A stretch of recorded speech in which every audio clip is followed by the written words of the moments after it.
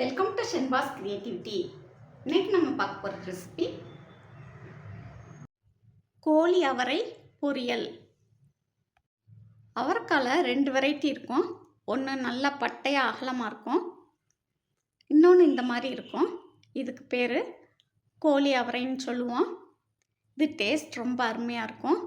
இதில் பொரியல் பண்ணலாம். இந்த அவரைக்காயில் கீழ்ப்பகுதியிலையும் மேல் பகுதியிலையும் நார் இருக்கும்.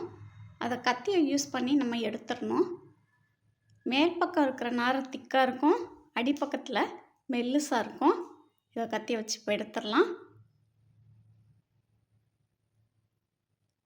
நார் எடுத்துட்டு சமைச்சாத்தே நமக்கு பொரியல் டேஸ்ட்டாக இருக்கும். நாரோடு நம்ம சமையல் பண்ணக்கூடாது. அதனால் எல்லா அவரைக்காயிலையும் இருக்கிற நாரை ரிமூவ் பண்ணிடுங்க. நாரை ரிமூவ் பண்ணுறதுக்கு முன்னாலேயே அவரைக்காயை தண்ணியில் போட்டு 2 தடவை நல்லா வாஷ் பண்ணி எடுத்துட்டு நாரை ரிமூவ் பண்ணி தேவையான சைஸில் கட் பண்ணி எடுத்துக்கோங்க. இந்த அவரைக்காயில் நம்ம உடம்புக்கு தேவையான நார்ச்சத்து, புரதச்சத்து, விட்டமின்கள் மற்றும் தாதுக்கள் நிறைஞ்சிருக்கு. இந்த மாதிரி அவரைக்காயை க்ளீன் பண்ணி எடுத்து வச்சுக்கோங்க. அவரைக்காயில் இருக்கிற நார்ச்சத்து செரிமானத்துக்கு ரொம்பவே உதவியாக இருக்குது. ஒரு பேனில் 3 டேபிள் ஸ்பூன் அளவுக்கு எண்ணெய் சேர்த்துக்கோங்க. எண்ணெய் காஞ்சதும் கடுகு சேர்த்துக்கோங்க. கடுகு பொரியட்டும். உளுந்தம்பருப்பு ஆட் பண்ணிக்கோங்க. உளுந்தம்பருப்பு நல்லா செவக்கட்டும். வத்தல் 2 ஆட் பண்ணிக்கோங்க. கருவேப்பிலை கொஞ்சம் சேர்த்துக்கோங்க. சின்ன வெங்காயம் 1 கைப்பிடி அளவு உரித்து கட் பண்ணி இதோட ஆட் பண்ணிக்கோங்க. வெங்காயம் நல்லா வதங்கணும். நம்ம எந்த டிஷ் பண்ணாலுமே வெங்காயத்தை நல்லா வதக்கணும். அப்படி வதக்கும்போது அதோட டிஷ்ஷோட டேஸ்ட்டே ரொம்ப அருமையாக வரும். வெங்காயம் நல்லா வதங்கின பிறகு க்ளீன் பண்ணி கட் பண்ணி வச்சுருக்க அவரைக்காயை இதோட ஆட் பண்ணிக்கோங்க. இந்த அவரைக்காயை நம்ம டயட்டில் சேர்க்கும்போது நோய் எதிர்ப்பு சக்தி அதிகமாகும். அவரைக்காயில் விட்டமின் ஏ, விட்டமின் சி மற்றும் vitamin K, calcium, iron, potassium போன்ற சத்துக்கள் நிறைவாக இருக்குது. தேவையான அளவு உப்பு போட்டுக்கோங்க. மஞ்சப்பொடி 1 டீஸ்பூன் ஆட் பண்ணிக்கோங்க. சீரகத்தூள் 1 டீஸ்பூன், மிளகாய்த்தூள் 1 டீஸ்பூன். இப்போ நல்லா மிக்ஸ் பண்ணி விட்டுக்கோங்க. காரம் கம்மியாக வேணும்னு நினைக்கிறவங்க 1/2 டீஸ்பூன் மிளகாத்தூள் சேர்த்திங்கன்னா சரியாக இருக்கும். நம்ம ஏற்கனவே தாளிக்கும் போது 2 வத்தல் ஆட் பண்ணியிருக்கோம்.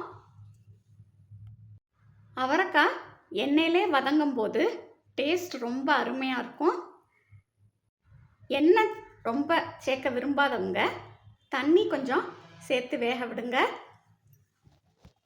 குக்கரில் அவரைக்காய் 5 நிமிஷத்தில் வெந்துடும். இதே நம்ம சட்டியில் வைக்கும்போது 10 நிமிஷம் ஆகும். இதை நல்லா மிக்ஸ் பண்ணி விட்டுக்கோங்க. இப்போ ஒரு 1/2 டம்ளர் தண்ணி ஆட் பண்ணிக்கிறேன். இது 10 நிமிஷம் நல்லா வேகட்டும். இடையில கிண்டி விட்டுக்கோங்க.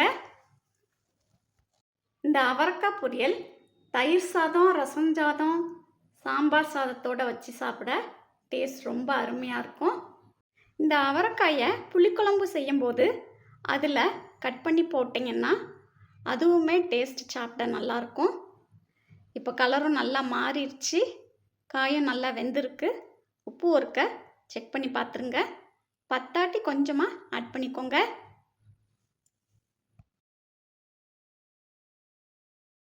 உப்பு கொஞ்சம் பத்தாத மாதிரி இருக்குது.